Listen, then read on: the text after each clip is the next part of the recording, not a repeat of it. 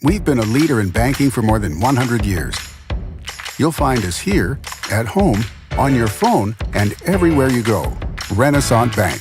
Understanding you. Member FDIC. Equal housing lender.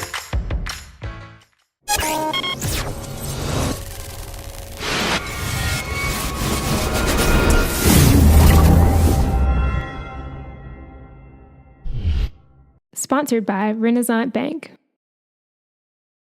Good morning and welcome to Daily Journal Newsbreak for Tuesday, March 27th. I'm your host, Chris Kiefer, and we're going to take a look at the top news and sports stories from Northeast Mississippi. But first, let's start with your weather forecast. Today, we're looking at partly cloudy skies with a high of 68 and a low of 62. There's a 20% chance of rain. Looking ahead at your 3-day outlook, Wednesday, thunderstorms, that's an 80% chance of rain with a high of 73 and a low of 62. Thursday, more rain, that's up to a 100% chance. The high is 64 and the low is 48. And for Friday, partly cloudy skies with a high of 69 and a low of 44. Let's take a look now at today's top headlines. In the town of Big Creek in Calhoun County, there's a spirit of unity among hundreds of people who have stood with the Stone family and their 9-year-old daughter, Caitlin, through her fight against cancer. In September, Caitlin was diagnosed with stage 4 cancer and the outlook was grim.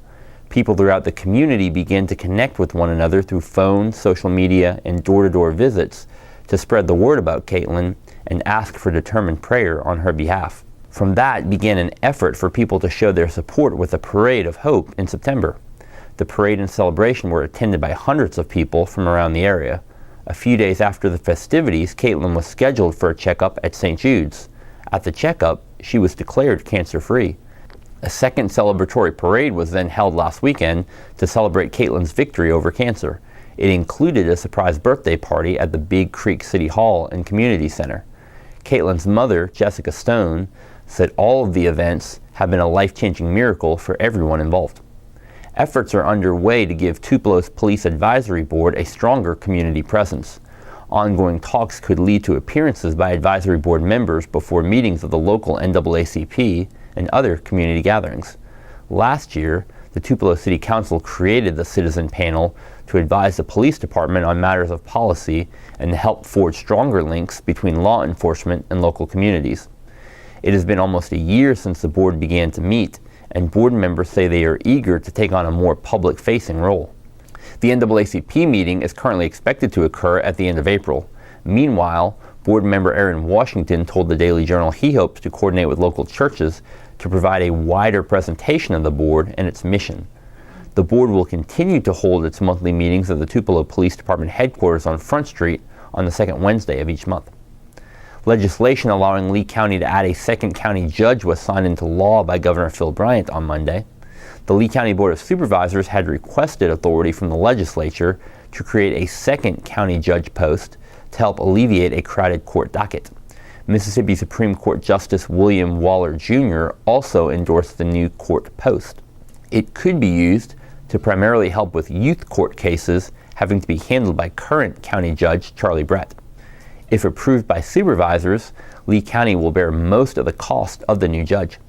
According to information provided by the Mississippi Supreme Court, the annual salary for the current post is $135,000 plus fringe benefits. The state contributes $26,355 toward the total salary and an unspecified amount for the fringe benefits. If supervisors approve the new post, an election to fill it would be held on November 6th with other regularly scheduled elections. The qualifying deadline for the posts would be May 11th. County judges handle youth court matters and some felonies and can handle civil matters below $200,000.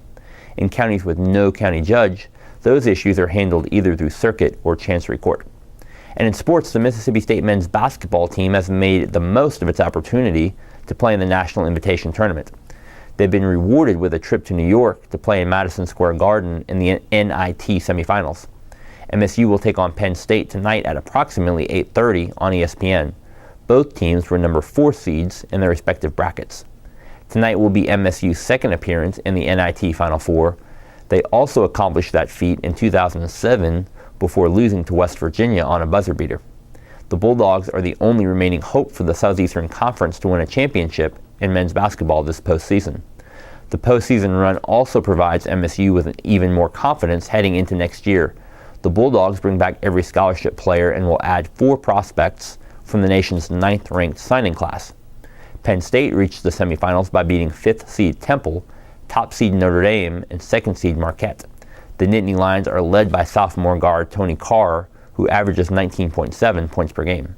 And that does it for Newsbreak on this Tuesday. Don't forget that this show is just one of the many online offerings courtesy of the Daily Journal that gets you news off the page and on the go. Each story discussed today on Newsbreak can be found in your Daily Journal or online at tjournal.com, where you can also find a new episode of Newsbreak each weekday morning. Thanks for joining us. I'm Chris Kiefer. Have a great Tuesday.